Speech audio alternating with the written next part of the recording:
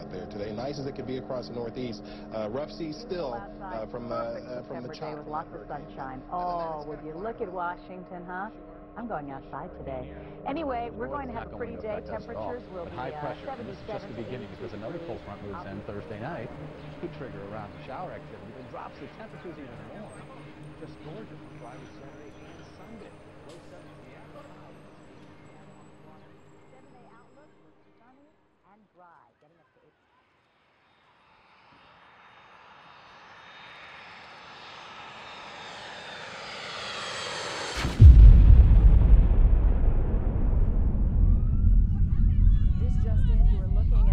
Obviously a very disturbing live shot there. That is the World Trade Center, and we have unconfirmed reports this morning that a plane has crashed into one of the towers of the World Trade Center. There is more and more fire and smoke enveloping the very top of the building, and as fire crews descending on this area in New York City, and it appears to have crashed into, I don't know which tower it is, but it hit directly in the middle of one of the World Trade Center towers. It does not appear that there's any kind of an effort up there yet. Now remember, oh my God. Oh my goodness, there's another one. This seems to be on purpose. Oh my goodness, now it's obvious, I think, that there's a second plane into the second tower. This has to be deliberate, folks. Well, that would begin to say that, yeah. We just saw on live television as a second plane. Interesting enough, just yesterday I received, I think it was just yesterday, a bundle of leaflets from your organization in Leesburg warning of terrorist attacks in America here very shortly. Yeah. And here we have, the morning that you're on my program, what's happening in New York at the World Trade Center. Obviously, this is not exactly an accident. No, sir, I don't believe it is. I mean, it's not a coincidence. It's obviously that there has to be intention in this thing. Now, first of all, the first suspicion that's going to be on this is Osama bin Laden. That name is going to come up prominently, whether as suspicion or just suspicion. Certainly. We have a global process. Like, the financial system's coming down. That's always a dangerous thing. Because when the entire system is being shaken up the way it is now by the financial collapse, political things happen because various people try to intervene and orchestrate events by spectacular interventions which will change, shall we say, get public attention off one thing and put it on another. What? A plane? A plane has flown into the Pentagon. They've had an explosion at the Pentagon now. It is confirmed now on several news sources that the Pentagon is experiencing explosions right now. This is, This is a very systematic operation. If they're snatching planes, if all three of these planes, the two we have, New York and this thing on the Pentagon, and to get that kind of thing, to snatch planes like that, this means that there's been some kind of either incompetence or a fix on the whole security operation. Because you can't get this kind of thing without a real good on the security side. So somebody in charge of security was not really very effectively in charge. You can't go around snatching planes in a coordinated fashion. Like this, you can't do it. Somebody has to be. You don't know. We're going through a period in which either we do the kinds of things I indicated in summary to you today, or else what you're going to have is not a government. You're going to have something like a Nazi regime.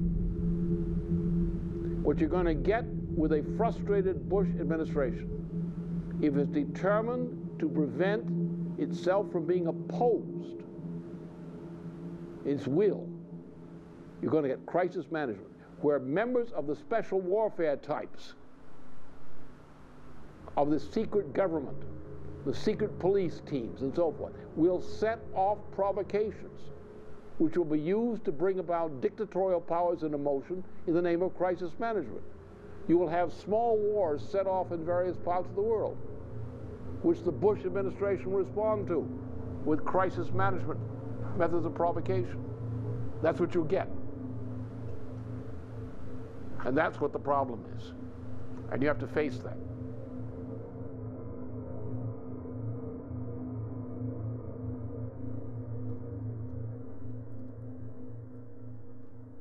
8 months before the September 11, 2001 attacks, Lyndon LaRouche forecast that due to the oncoming economic breakdown crisis and the makeup of the incoming Bush administration, the United States was at high risk for a Reichstag fire event. An event that would allow those in power to manage through dictatorial means an economic and social crisis that they were otherwise incompetent to handle.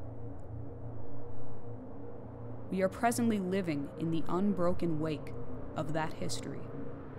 Those dictatorial measures established as crisis management in the hours, days, and years following the attack continue. They are expanding under President Barack Obama. The cover-up of the available facts of 9/11 continues, presumably for the benefit and ongoing partnership with the true culprits. The events in New York City and Washington, D.C. were calculated to set into motion an action waiting to be unleashed. The United States and much of the world has lived through the unfolding effects of that day and are now closer than ever to losing the United States as a nation and what that means for civilization. This is a story of the ongoing acts of war against the United States by a foreign power and the complicity of its closest allies within the government itself. What follows is living history.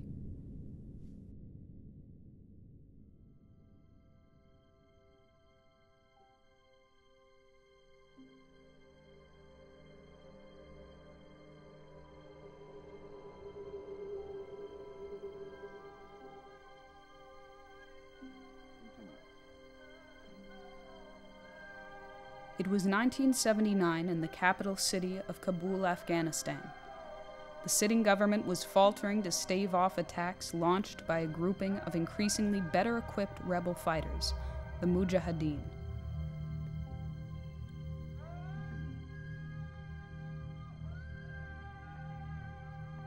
On Christmas Eve of that year, KGB units seized control of the presidential palace, assassinating the once pro-Moscow president and installing a new president who announced from Soviet territory that the Russian armed forces had been invited to intervene. On December 26, the invitation turned into a full-scale invasion. Soon after, nearly 90,000 Soviet troops were inside Afghanistan, beginning a 10-year war and occupation which would end only shortly before the Soviet system itself collapsed.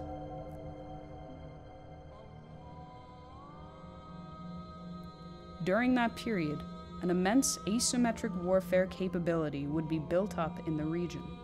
The United States, Great Britain, Saudi Arabia, Israel, and others would each contribute billions to the effort over the course of that 10 years.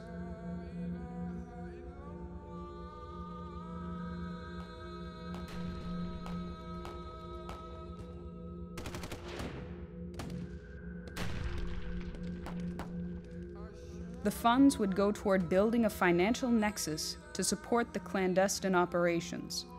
Banks like the BCCI were established to serve all irregular warfare functions, from covert funding of the Mujahideen, the Taliban, and Al-Qaeda, to facilitating the massive British and American arms flows into the region, even to aiding the Pakistani nuclear weapons program.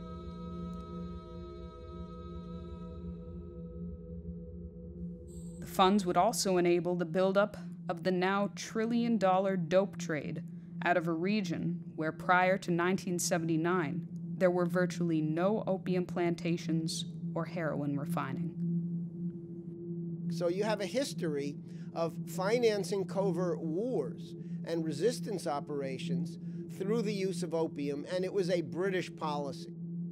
In a relatively short period of time, opium production in the Golden Triangle region of Southeast Asia was greatly reduced, and suddenly opium production began to flourish in what was called the Golden Crescent region of Central and South Asia, particularly inside Afghanistan. Between the U.S. official funding and the matching funds that were provided by Saudi Arabia, pretty much dollar for dollar, you still could not account for the overall costs of this very extensive military operation using a surrogate Afghan Mujahideen apparatus made up of not only Afghanis, but people recruited from all of the ghettos, the most impoverished areas of the Maghreb region of North Africa. The interest behind the drug and weapons trafficking operation has been known to the region since the 19th century as the British Empire's Opium Wars, or alternately, the Great Game. The modern name put on this operation was the Ark of Crisis. British intelligence asset Dr. Bernard Lewis would coin the phrase and promote the spread of radical Islamic fundamentalism as the basis for the recruitment of the Mujahideen's irregular warfare forces, intending to weaken the adversary, the Soviet Union, from within. This would be adopted by the Carter administration under the guidance of National Security Advisor Zbigniew Brzezinski, who would later gloat of providing the funding to the Mujahideen, saying, "We didn't push the Russians to intervene, but we knowingly increased the probability they would." On behalf of British intelligence, Bernard Lewis sold to Brzezinski and the Carter administration the idea that they should promote Islamic fundamentalism, running across what they called the Ark of Crisis or the Crescent of Crisis policy. And what Bernard Lewis argued was that you could create an entire zone of instability along this southern region of the Soviet Union by promoting Islamic fundamentalism. Brzezinski bragged about the fact that he had gotten President Carter to sign off on an intelligence finding in the early spring of 1979, activating what would become the Islamic fundamentalist Afghan Mujahideen apparatus.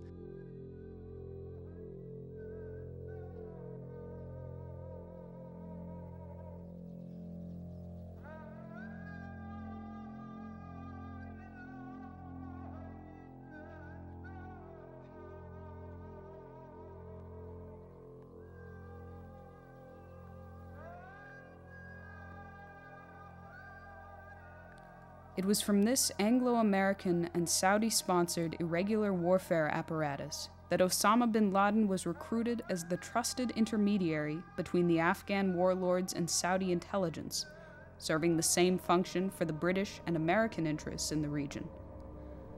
Following the war, Osama remained a protected asset.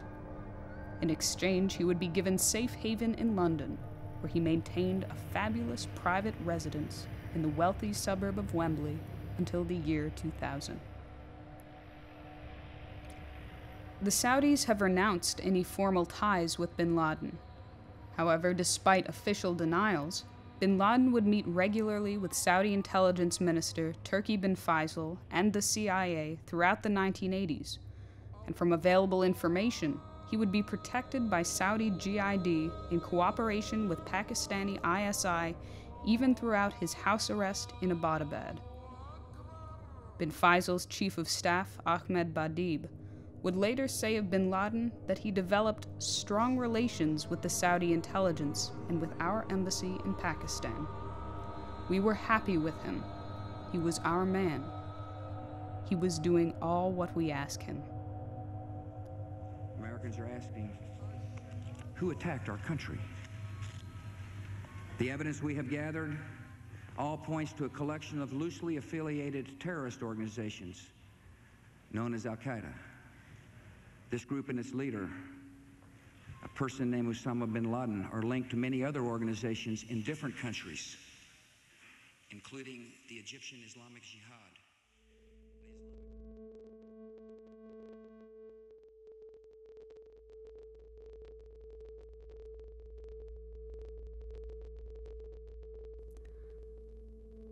Once the Soviet forces retreated from Afghanistan, the Anglo-American-sponsored Mujahideen, together with their extensive drug and arms trafficking apparatus, were dumped on the world as a legion of special forces-trained mercenaries for hire. A nearly $1 trillion drug and arms trade that was built up over the course of the war had created an underground economy engulfing much of the former Soviet Union and Central Asia.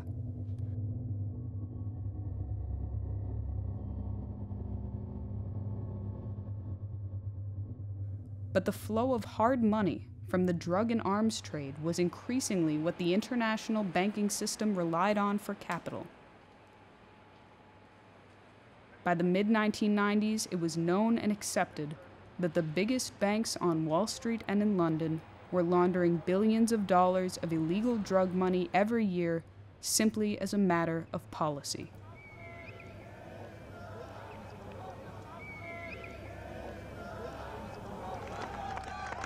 Die Zurückhaltung wird genutzt.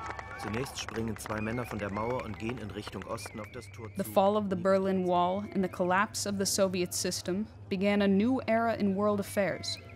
It was a time that could have been defined by the Strategic Defense Initiative, the East-West economic reconstruction proffered through circles in the Reagan administration by Lyndon LaRouche, but became a turn toward a new Roman Empire, the system of globalization, inaugurated through the partnership of British Prime Minister Margaret Thatcher, President George H.W. Bush, and French President François Mitterrand. Germany and continental Europe were bound under the Euro system. The former Soviet economy was turned into a raw materials exporter. State assets were sold for scrap. The territory itself was cannibalized to maintain what the British called a balance of power. Without the threat of the Cold War, the United States gave up even the pretense to a productive economy. Military production itself was transformed under the revolution in military affairs, entrusting national defense to private military mercenary forces and shifting to so-called smart weaponry. At this time, a global partnership was rekindled, and the Bush senior administration revived the treasonous Anglo-American special relationship with the stated purpose of creating a Pax Americana.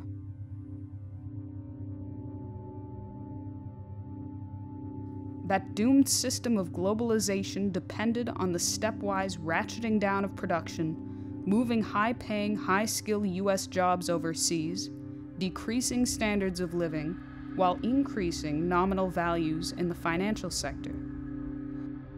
With the sequential crashing of fictitious asset bubbles, the telecommunications bubble, the dot-com bubble, and soon the housing bubble, new means were required to hold that system together. Nothing less than a veritable fascist dictatorship over the nation wielding the greatest military force and the greatest economic force would make a suitable partner in securing that globalized system. But it required a casus belli.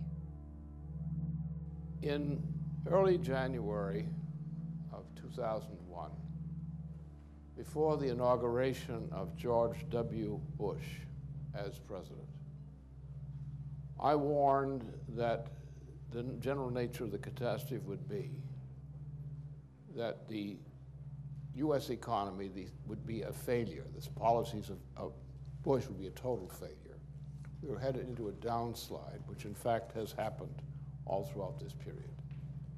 And the thing we had to fear from inside the U.S. government, that someone would set off a form of terrorist incident within the year which would shock the nation into submission. Now, certain facts are not known, and I shall not say what I know now, but I shall say that I do know, beyond doubt, that 9/11 was an inside job.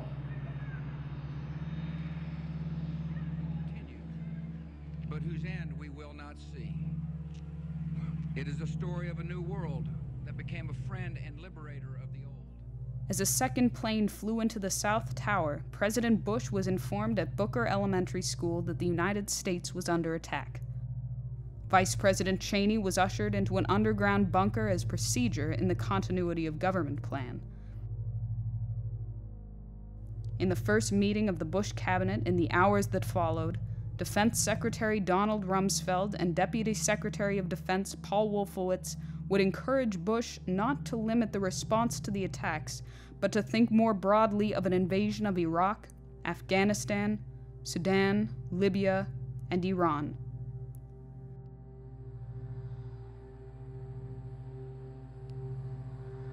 In the next 24 hours, all flights in U.S. airspace were grounded, yet a private aircraft landed in Washington, D.C., carrying the head of the British Secret Intelligence Service, MI6, and the Deputy Chief of Britain's Domestic Intelligence Service, MI5.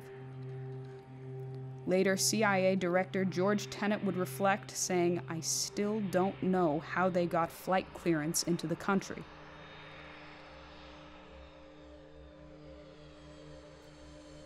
By the end of the week, another private flight would leave the country, this one carrying approximately 140 Saudi Arabian citizens, including 24 members of the bin Laden family, before the FBI could question any of them.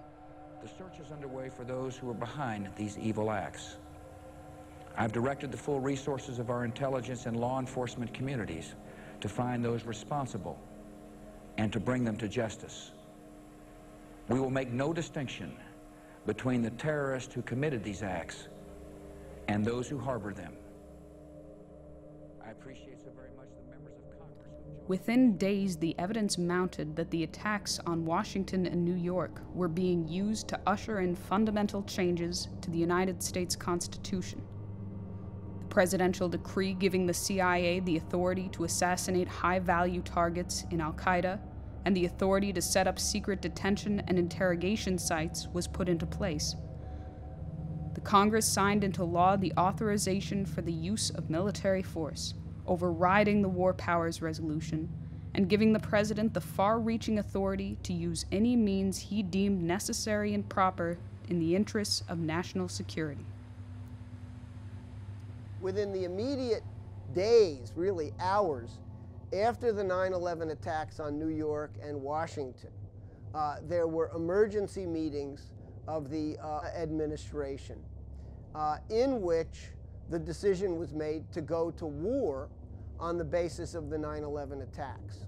And right from the very outset, there were people in the administration who wanted to focus their attention on Iraq rather than even Afghanistan.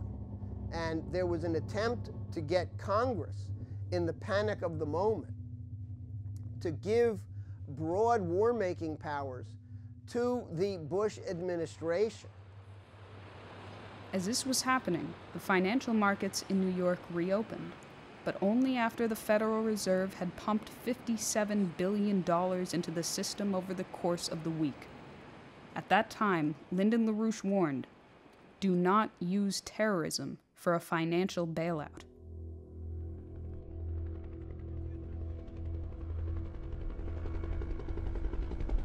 By early October, the United States had declared war on Afghanistan. U.S. and United Kingdom Special Armed Forces and airstrike forces were deployed with NATO and fully engaged in irregular warfare against what the British, the United States, and Saudi Arabia had fostered into existence so recently.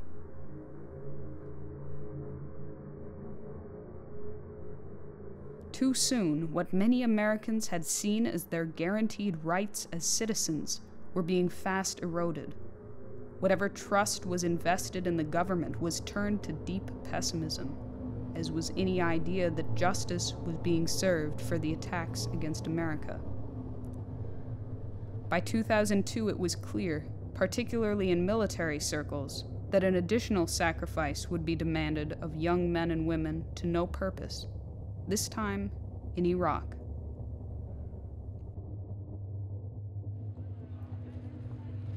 Foreign sympathy for the attacks on the United States waned just as quickly.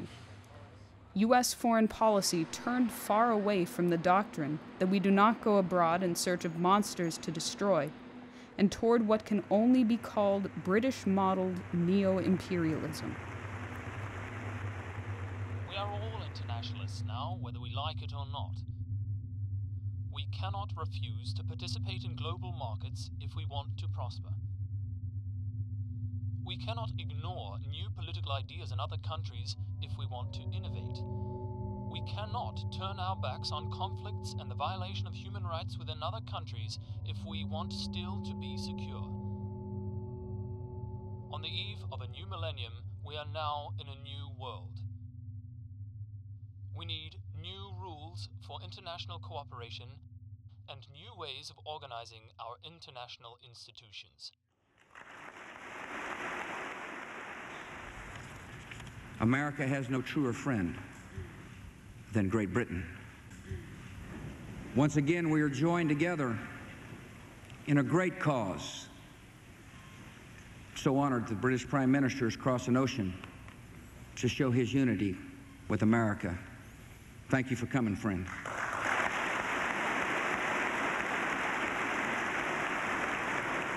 There was a British geostrategic objective here, which had everything to do with drawing the United States into a war in which the U.S. would be seen as the new great imperial power and as the enemy of the entire Arab and Islamic world. There's all kinds of speculation that George W. Bush wanted to avenge the fact that Saddam Hussein had an assassination plot out against his father. There were all kinds of arguments that this was really just all about oil geopolitics and the West, the Anglo-Americans, wanting to gain control over the oil flows coming out of Iraq. But the reality is a lot deeper and a lot darker than that. And if you don't understand the fundamental hatred of the United States in the minds of leading circles within the British oligarchy, going all the way back to the time of the American Revolution, then you miss some of the most fundamental aspects of why the United States was dragged by its nose into this Iraq fiasco. As early as March 2002, there had already been an agreement between members of the Bush administration and Prime Minister Tony Blair that the next target for the global war on terrorism would be regime change in Iraq. By July, the Downing Street Memorandum made clear that the intelligence and the facts were being fixed around the policy. The lies from Vice President Dick Cheney and Tony Blair were obscene and continued up until the March 19th invasion.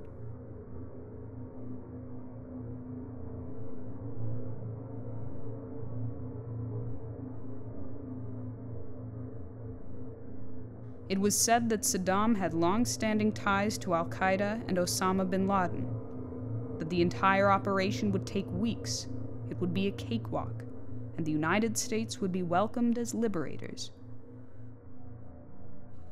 And finally, that Saddam Hussein had stockpiles of weapons of mass destruction and a nuclear weapons program. Claims based on the intelligence that the government of Niger had sold 500 tons of yellow cake uranium to Iraq. The documents backing the claim were blatant forgeries, and the existence of weapons of mass destruction never was or ever could be verified. And what is that charge? Well, first of all, as you know, that Cheney, on receipt of a report of a process out of the Rome embassy of the Niger government, was investigating a charge that Yellow Cake was being solicited for assistance in a uranium weapons program in Iraq. And Cheney had an investigation of this done and found out shortly that in February of 2002 that the whole thing was a hoax cooked up by some fellow inside the Rome embassy in particular. But nonetheless, the Yellow Cake thing was pushed, and on the same day, the office of the British Prime Minister, Tony Blair, issued a dossier based on this false information. Subsequently, Mr. Cheney, in times when the question of the Iraq War was being heavily debated, pushed this Yellow Cake story consciously, knowing that he had received information that it was a hoax. And was used particularly at a time that the Congress was very reluctant to give its acquiescence to the Iraq War. And the Yellow Cake story, the charge that Iraq was about to have mass production of nuclear weapons, pushed a number of senators over the edge. And now we have Congressman Waxman, in the past year, has been sent out 2 memos.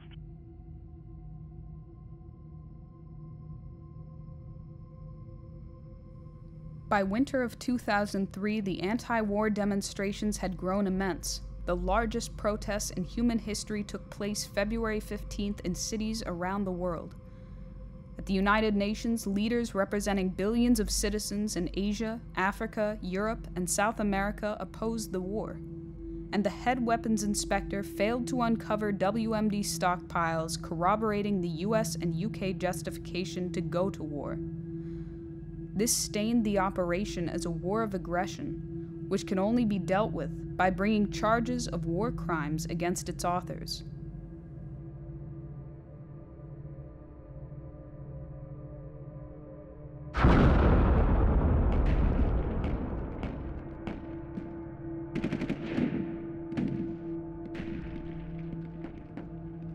So we've come to a point that the war is still not prevented. But we have seen the world move from a point of pessimism about an inevitable war to a strong conviction, even from leaders of nations who had shown cowardice or wavering beforehand, who are now determined on behalf of the human race as a whole, this war shall not happen. Great injustices prevail. Unnecessary great wars happen repeatedly. But nonetheless, sooner or later, again and again, the people realize they cannot be fooled all of the time. The invasion of Iraq took place at virtually the same time the war itself was being exposed as a fraud. As the Iraq campaign began, Lyndon LaRouche, the most outspoken American politician at that time, was brought onto BBC radio with the understanding that he would sound the alarm. Shortly after the invasion began, there was a surge from whistleblowers in the United States and Great Britain who were bold enough to risk their careers and their lives to expose the fraud of the war. Soon after the invasion began, circles working through the British Broadcasting Corporation contacted Lyndon LaRouche and asked him to do a series of interviews in which the main subject was the Iraq War, the fraud and lies that led into it, and LaRouche's by then very public call for the impeachment of Vice President Dick Cheney. During the exact same time frame, Dr. David Kelly, a leading British defense scientist who had been one of the weapons inspectors inside Iraq prior to the invasion, went to some of his own contacts at the upper echelons of BBC and tipped them off anonymously to the fact that the dossiers that had been produced by Tony Blair and his staff at 10 Downing Street, people like Alistair Campbell and others, had been, as he put it, sexed up. He was called before the British Parliament. He was given all kinds of threats. And under these circumstances, soon afterwards, his body was found and it was declared to have been a suicide, but all of the evidence, in fact, pointed to a sophisticated murder by British intelligence. The David Kelly case made clear the lengths the British establishment was willing to go to execute the war.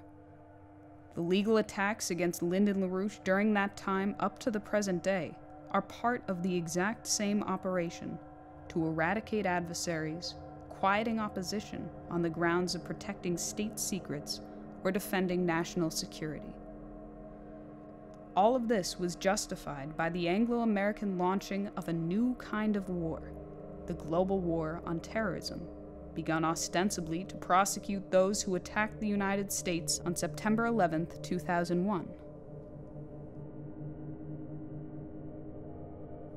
Yet in the course of that war, in Afghanistan, in Iraq, in the extension of wartime operations to neighboring countries, the illegal detentions, torture, the spying, wiretapping, and presidential signing statements, there was always one glaring omission.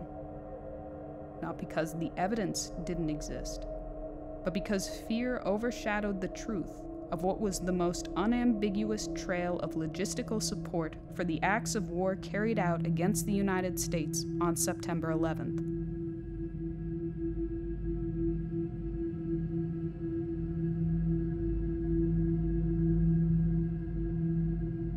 When Al-Hazmi and Al-Midar moved into the community, did you play any role in helping them get adjusted? Did you in any way help them? No. No one ever suggested to me that I provide the hijackers with assistance. When they were trying to get an apartment, they were not able to pay the security deposit, but you were able to. Yes. I made the security deposits in that apartment. No, I disagree very much with the way pursued by them in that attack. When you met Hazmi and Midar, you had gone to the Saudi embassy in Los Angeles and from them that you should be helping the two individuals in question. What do you think of all this? What do you think of all this? What do you think about the allegations that you helped support individuals responsible for these attacks? That they describe me as a Saudi spy? That hurts me very much.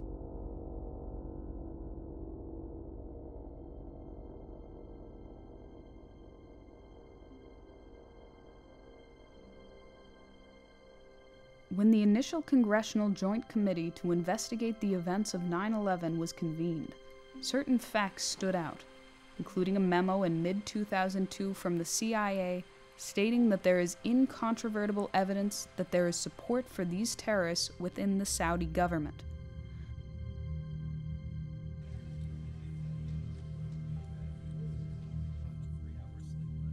Former Senator from Florida and head of the Senate Intelligence Committee, Bob Graham, and senior Senator from Alabama, Richard Shelby, pulled together the case of the Saudi royal family support for two of the known terrorists, Nawaf al-Hazmi and Khalid al-Midar. As the committee concluded their initial report in December 2002 and prepared to publish their findings, they ran up against immense opposition. When the committee report reached the president's desk, it was decided that the 28 pages dealing with the Saudi role in the attacks would be removed and classified.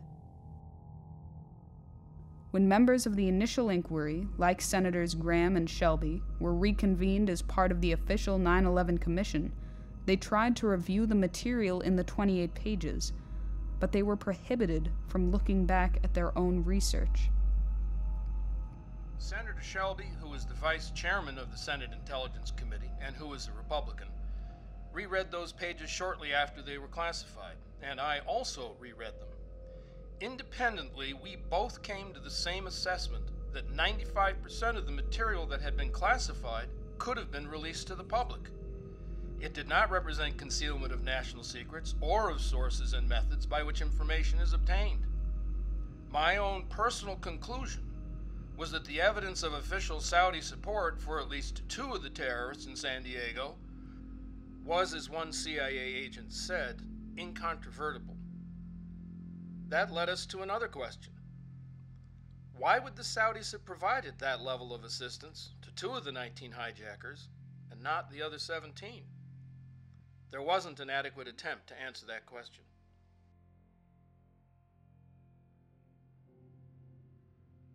What came to light in the course of the investigation demonstrated decisively that the Saudi royal family and Saudi ambassador to the United States, Prince Bandar bin Sultan, were directly involved in the financing of at least two of the 9/11 hijackers through established Saudi intelligence assets on the West Coast, Omar al-Bayoumi and Osama Basnan.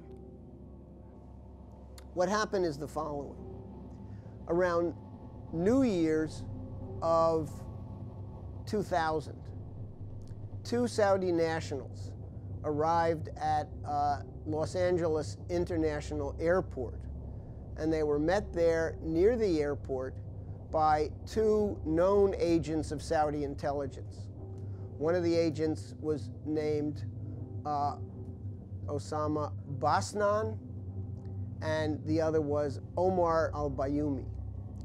Both of these people were on the Saudi government payroll.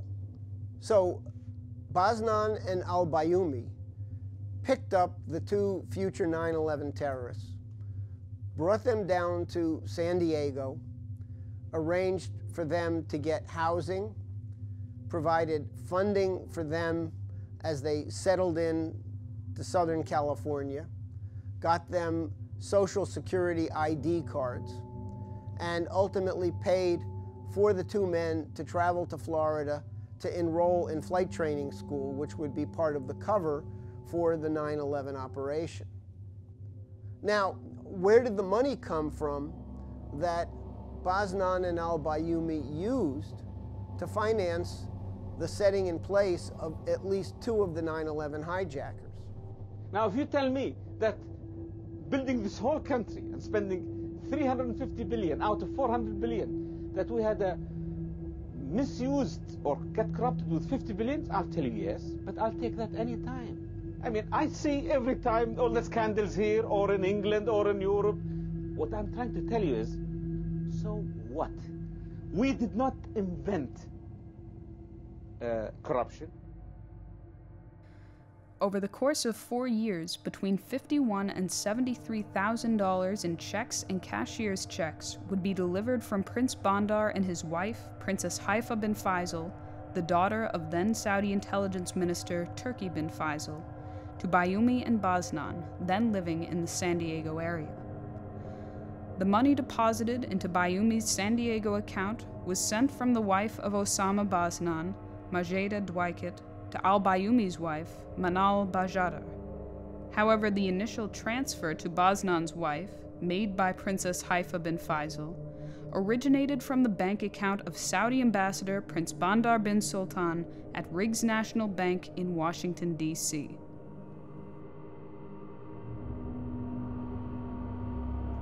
So we're not talking about secondary or incidental connections here into the Saudi royal family and the Saudi government. These connections don't go any higher. The world has been living under a system which is the 9/11 system, which already existed, as I warned, at the beginning of 2001, before President George W. Bush was inaugurated for the first time, where I said, the world system has reached a point that an onrushing collapse of the system is now in process. And I said then the danger is that something like this will occur under present trends in the United States, and it did occur. And it was called 9/11. Now, without going into the details of what we know and what we don't know about how 9/11 was orchestrated, we know that the only means by which this kind of thing is orchestrated is found in one location, in a financial complex which is centered in the identity of the BAE. Now that's the mystery of 9/11.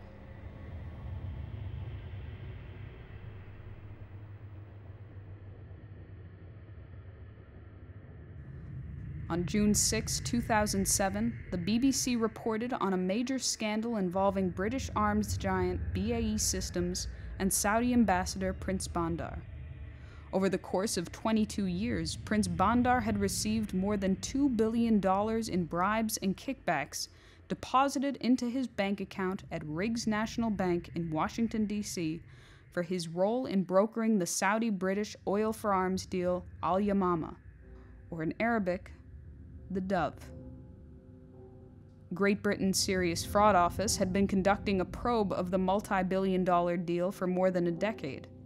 In December 2006, that investigation was shut down by Tony Blair's Attorney General David Goldsmith, just as the case was heating up, and the United States was opening a Justice Department probe into the same affair. The Serious Fraud Office investigation was shut down on the grounds that it was against the interests of national security to pursue the case, and that it would hurt both an important economic and geostrategic relationship with the Saudi kingdom.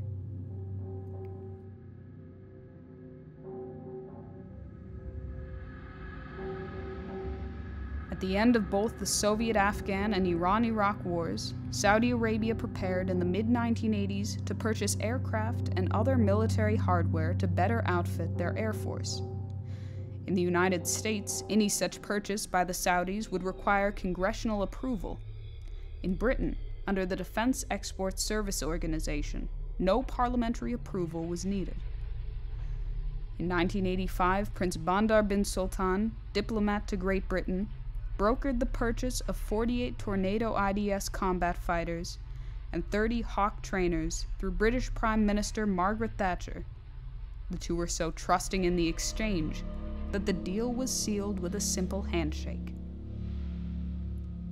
The estimated value of the hardware delivered to the Saudis from BAE was approximately $40 billion, not counting an approximate 40% markup on the equipment to provide for bribes and official kickbacks for the relevant parties involved, such as Prince Bandar.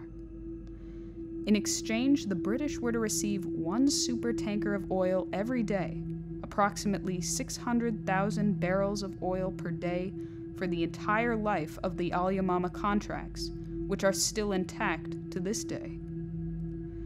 That oil, costing the Saudis roughly $5 a barrel to pump out of the ground, would be sold on the international spot market through British Petroleum and Royal Dutch Shell at market value. By 2007, over the 22-year course of the contract, the most modest estimates for the cumulative value of the oil was approximately $160 billion. The cumulative value of the arms, $80 billion. That left somewhere between $80 to $100 billion unaccounted for. To put it very mildly, the numbers didn't add up.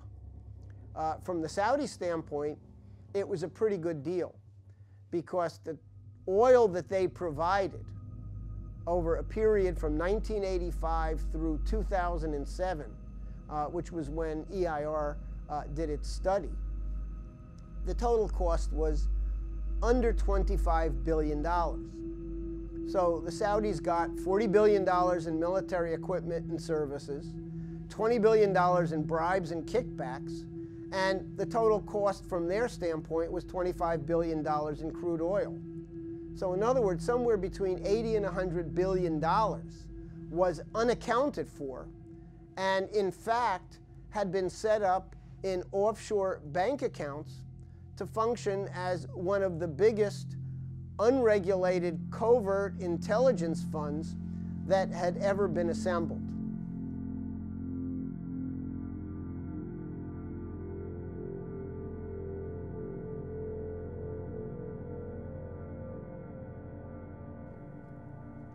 The $100 billion price tag on the BAE Al Yamama slush fund is the most modest estimate.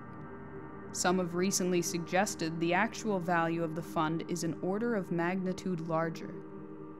But beyond estimates or speculations, the fund served a specific purpose. A friend of Prince Bandar's from his time in the Royal Air Force College Cranwell in England, William Simpson, wrote in his authorized biography of the prince that although Al Yamama constitutes a highly unconventional way of doing business, its lucrative spin-offs are the byproduct of a wholly political objective, a Saudi political objective, and a British political objective. Al Yamama is first and foremost a political contract. Al Yamama money can be found in the clandestine purchase of Russian ordnance used in the expulsion of Gaddafi's troops from Chad. It can also be traced to arms bought from Egypt and other countries and sent to the Mujahideen in Afghanistan fighting the Soviet occupying forces. For 4 years prior to the 9/11 attacks, tens of thousands of dollars were funneled to the intelligence assets responsible for 2 of the 9/11 hijackers on the West Coast. The money to sponsor both the hijackers and their handlers originated from the same Riggs National Bank account where billions of dollars in kickbacks were being delivered to Saudi Ambassador to the United States, Prince Bandar bin Sultan.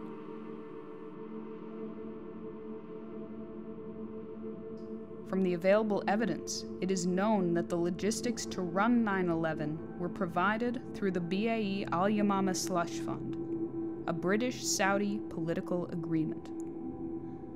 Presently, the Al Yamama Slush Fund represents the biggest pool of clandestine cash in history. It is protected under Her Majesty's Official Secrets Act and buried in the closely guarded finances of the City of London and offshore, unregulated financial havens under British dominion.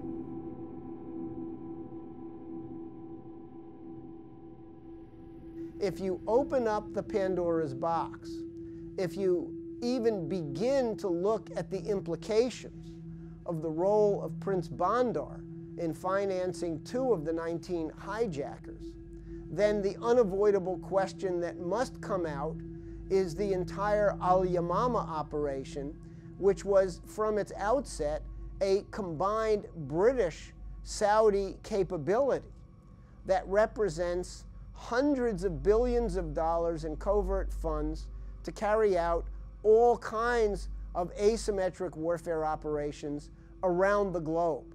And to the extent that that fund still remains intact to this moment, there are grave dangers and grave implications that have yet to be fully explored because no government agency has fully taken up the investigation.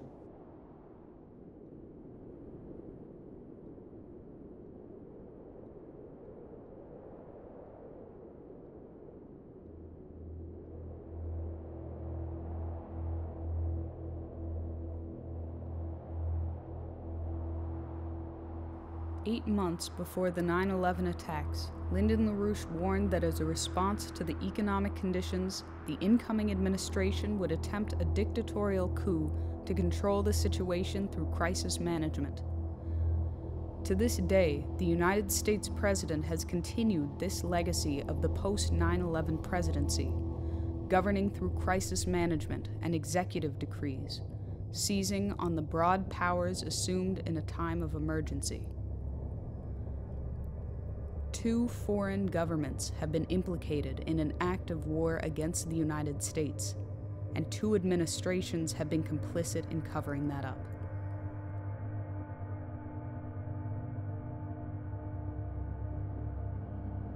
In turn, under the continuing cover-up of the available facts of the 9/11 attacks, Americans have been complicit in perpetrating imperial warfare against other nations. Tens of trillions of dollars have been taken out of the nation's coffers for a global bailout, and the geopolitical and financial ties with those who abetted in that act of war against the United States have only strengthened.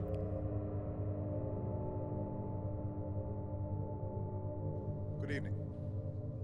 Tonight, I can report to the American people and to the world that the United States has conducted an operation that killed...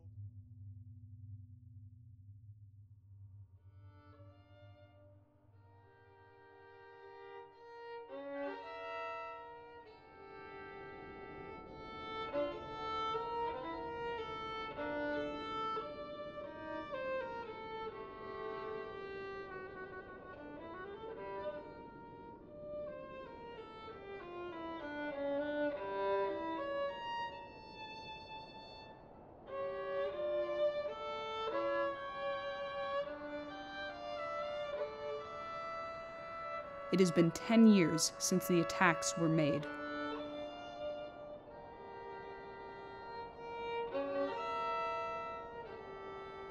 Who benefit?